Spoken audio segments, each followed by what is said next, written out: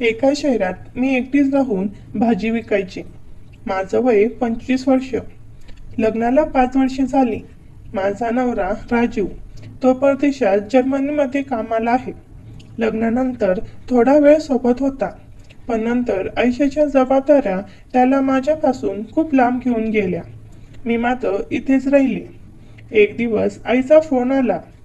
स्वाती, रोहन आता 12वीत गेला आहे, शहरात कॉलेजला आहे, त्याला तुझ्याकडे ठेवशील का?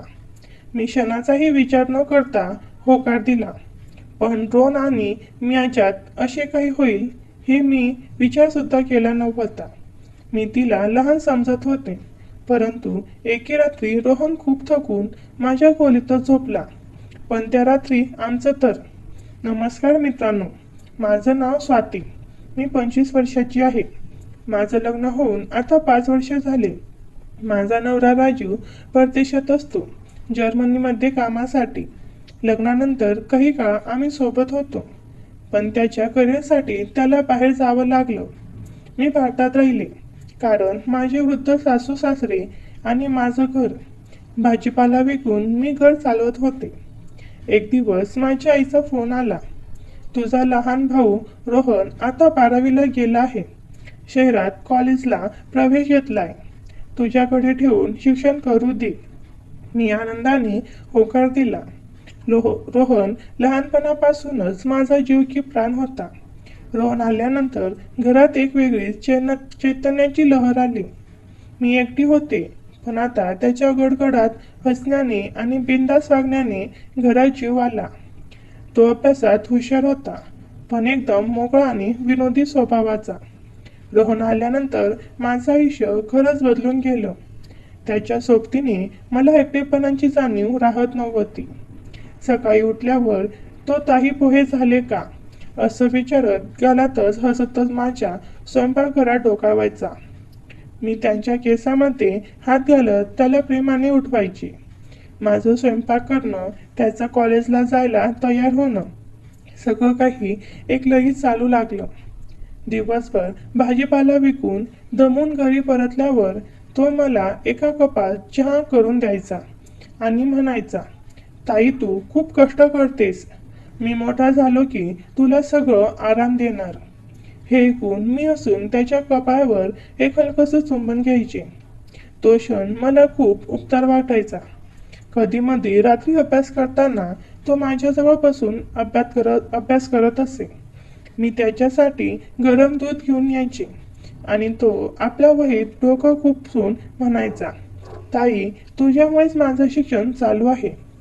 आई वडील नसते तिथं तू उभी राहिलीस. कधी कधी मी त्याला कॉलेजबद्दल विचारायचे. मित्रमैत्रिणी, प्राध्यापक सगळ्या गप्पा रंगायच्या. पण एक दिवस असंच बोलता बोलता त्याने विचारलं, ताई तुला कधीच एकटं वाटत नाही का? दीर देशात आहे, तू इथे एकटी, खूप जबाबदाऱ्या आणि काही मोकळेपणाचं जीवन नाही. त्याचा प्रश्न मला थोडा भिडला. मी थोडं हसून टाळण्याचा प्रयत्न केला. सवय झाली रे रोहन, आणि तू आहेस ना आता. होय, पण ताई कधी कधी तुझ्या डोळ्यात एक वेगळं दुःख दिसतं, तू काही लपवतेस. त्याचे शब्द गंभीर होते. त्या रात्री मी बराच वेळ विचार करत बसले. खरंच माझं मन कधी कधी रिकामं वाटायचं. राजीवचा सहवास मला केव्हाच लाभत नव्हता. त्याचे फोनही आता कमी झाले होते. शरीर, मन, भावना सगळं जणू कोरडं पडलं चालत होतं. पण मी सगळं मनात येऊन टाकत होते. पण आता रोहन मोठा झालेला मुलगा होता आणि माझ्याशी तो केवळ भावासारखं नव्हे तर एक मित्रासारखंही वागत होता. त्याचा सहवास मला एक नवाच आधार देत होता आणि त्या आधारासोबत काही अनोख्या भावना मनात उगम पाहू लागल्या. त्या रात्री झोपेच्या आधी मी देवासमोर बसून शांतपणे डोळे मिटले. मनात विचाराचं वादळ होतं, हे जे चाललंय ते योग्य आहे का? मी एक विवाहित स्त्री आहे आणि रोहन, तो तर माझा लहान भाऊ आहे. पण खरं सांगायचं तर आता रोहन फक्त लहान राहिलेला नव्हता. उंच, सडपातळ शरीरसृष्टी, आत्मविश्वासाने भरलेला चेहरा आणि डोळ्यात जाणवणारी काळजी, तो एक समजूतदार तरुण झाला होता. त्याचं माझ्याकडं पाहणे वेगळे वाटू लागलं होतं. आधी प्रेमाने बघणारा लहान भाऊ आता जणू एक संवेदनशील पुरुष म्हणून माझ्याजवळ येऊ लागला होता. दुसऱ्या दिवशी सकाळी मी नेहमीप्रमाणे स्वयंपाकघरात पोहे करत होते. रोहन नुकताच अंघोळ करून आला. केस ओलेच होते. त्याने मागून येऊन माझ्या खांद्यावर हात ठेवला. ताई, तू खूप सुंदर दिसते आज. मी चमकले. त्याचं हे वाक्य मनात खोलवर जाऊन भिडलं. मी हळूच वरून त्याच्याकडे पाहिलं. त्याच्या डोळ्यात काहीतरी वेगळं होतं. निरागस पण काळजीवाहू. असं बोलू नको रे रोहन, मी तुझी ताई आहे. मी कुजबुजले. हो, पण ताई, माणसाचं मन नात्याच्या चौकटीत नेहमीच बसत नाही ना. मला असं वाटतं की तू केवळ माझी ताई नाहीस, तू माझं सगळं जग आहेस. त्या क्षणी माझं मन पूर्णपणे ढवळून निघालं. हे नातं काय मोडतंय आता, की हे फक्त परिस्थितीमुळे तयार झालेलं एक मृगजळ आहे. त्या दिवसानंतर रोहन माझ्याशी अधिकच जिव्हाळ्याने वागू लागला. माझ्या डोक्याला तेल लावणं, थकली असले की मसाज करणं, जेवणानंतर भांडी घासून देणं. त्याच्या वागण्यात एक प्रकारची निगुती होती, जणू तो माझा नवरा आहे. कधी एक दिवस संध्याकाळी मी अंगणात बसून भाजी निवडत होते. रोहन शेजारी येऊन बसला. हलक्या आवाजात म्हणाला, ताई, एक प्रश्न विचारू? मी म्हणाले, हां विचार.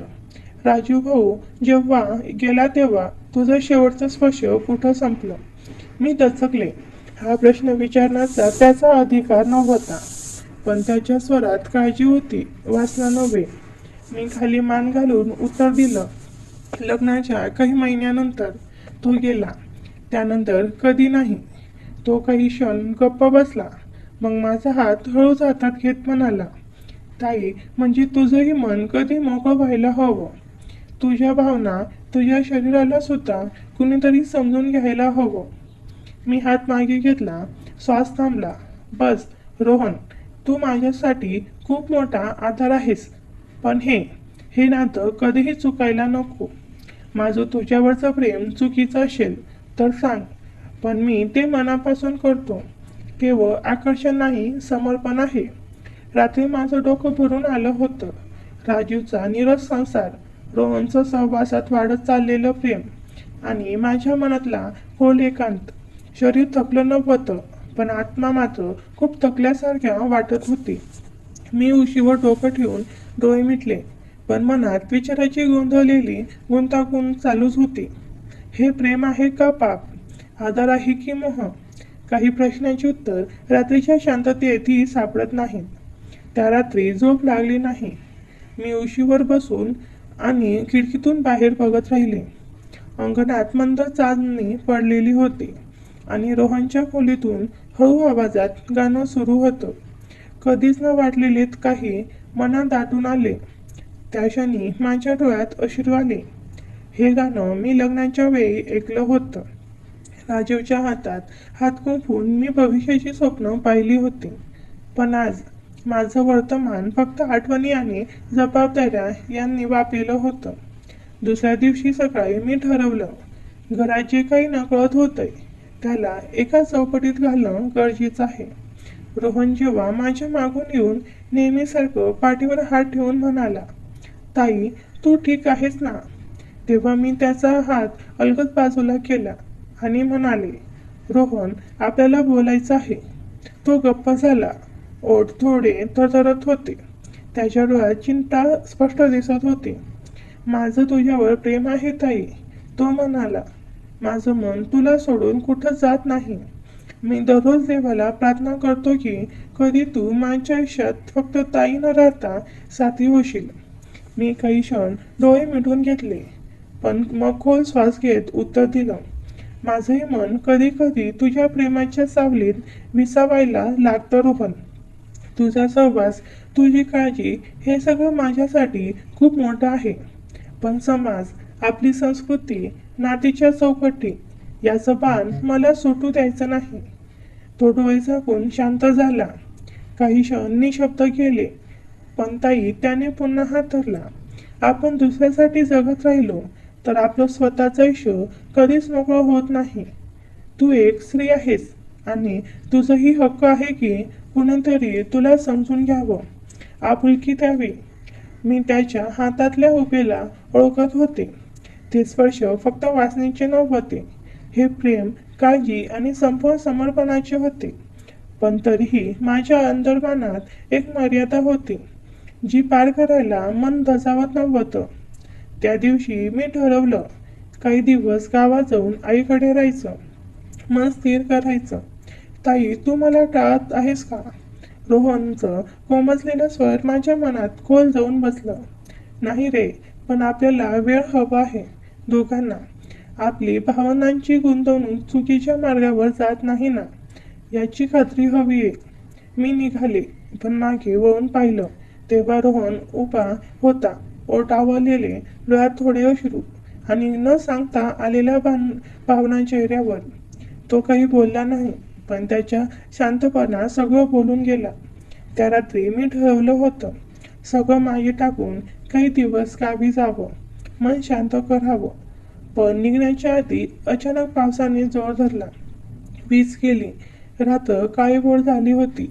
मी पॅक तयार करून ठेवली होती, पण निघणं अशक्य वाटू लागलं. आसमानात कडकडाट झाला. विजेचा चमत्कार खिडकीतून आत चमकून गेला आणि पावसाच्या सरींनी खिडकीला ठोके देण्याचा आवाज अधिक तीव्र झाला. घरात केवळ मेणबत्तीचा मंद प्रकाश आणि त्या प्रकाशात माझ्या मनातली काळी सावली अधिक गडद होत चालली होती. मी हॉलमध्ये चादर अंगावर घेऊन झोपायचा प्रयत्न करत होते, पण मन कुठे शांत होतं. तेवढ्यात हलक्या पावलांनी रोहन जवळ आला. त्याचं हळूवार बोललं, ताई, तू गावी जात नाहीस का आज? मी डोळे मिटून पडून राहिले. शब्द नव्हते, पण हृदयात एक धडधड सुरू होती. तुझा गोंधळ जाणवतोय, पण मी तुझ्या जवळ आहे. तो माझ्या बाजूला बसला. क्षणभर शांतता. पाऊस खिडकीवर आदळतच होता, जणू आमच्या अंतराची दखल घेत होता. ताई, तू इतकी सुंदर आहेस आणि इतकी एकटी. त्याच्या हळव्या आवाजात काहीसं वेगळंच होतं. त्याने माझा हात आपल्या हातात घेतला. त्याच्या बोटांचा स्पर्श मखमली होता, किंचित थरथरत होता. हे चुकीचं आहे रोहन, मी कुजबुजले, पण माझा स्वरही आता फार ठाम नव्हता. जर हे चुकीचं असेल, तर मी जे वाढतोय त्याला नाव तरी काय द्यायचं? तो माझ्या इतक्या जवळ आला की त्याचा श्वास माझ्या गालावर जाणवत होता. त्याच्या बोटांनी माझ्या हाताच्या मागचा भाग हलकीच कुरवाळला. अंगावर एक सुगत शहारा उमटला. तू थांब रोहन, फक्त थोडा वेळ. रोहन म्हणाला, तुला वाटतं तसं काही करणार नाही, मला फक्त तुझ्या जवळ बसू दे. त्याने मला जवळ ओढलं, माझं डोकं आपल्या छातीजवळ टेकवलं. त्याच्या छातीचा तो उबदा स्पर्श शांत करणारा, पण खोलवर हलवणारा होता. क्षण निघून गेले. तो माझ्या केसातून बोटं फिरवत राहिला. माझ्या गालावर ओठ टेकवत म्हणाला, तुझ्या हृदयाची स्पंदनामध्ये मी हरवलोय. ताई, त्याचा स्पर्श आता अधिक जिव्हाळ्याचा झाला होता. हळूहळू त्याच्या ओठांनी माझ्या गालावर ओठांपर्यंत प्रवास सुरू केला. मी डोळे मिटले. त्या क्षणी शब्द थांबली आणि केवळ स्पर्श बोलू लागले. त्याचे ओठ माझ्या ओठांवर अलगद टेकले, सौम्य पण उत्कृष्ट चुंबनात. माझ्या मनाच्या आत खोलवर काहीतरी हलत होतं. मी त्याच्या मिठीत हरवत गेले. त्याचा हात माझ्या पाठीवरून हळूहळू सरकत होता, हलका साथ घालणारा. त्या रात्री आमचं शरीर एकमेकात गुंतलं, हळूवार प्रेम आणि थोडं उतावळही. त्याच्या स्पर्शाने माझं मन वितळत होतं आणि प्रत्येक क्षण आम्ही जपून घेत होतो. सादरे आमच्या शरीरावर ओढलेल्या, पण भावना त्या पलीकडे जाऊन एकमेकात मिसळल्या. सकाळी सूर्याचा उजेड खिडकीतून आत येत होता. रोहन माझ्या मांडीवर डोकं ठेवून झोपलेला होता. मी त्याच्या केसातून बोट फिरवत बसले होते. त्या रात्रीचा प्रत्येक क्षण माझ्या त्वचेवर अजूनही हलकेच जिवंत होता. मित्रांनो, कथा अजून बाकी आहे. पुढील भागासाठी चॅनलला सबस्क्राईब करून ठेवा. तर भेटूया अशाच नवीन व्हिडिओमध्ये. धन्यवाद.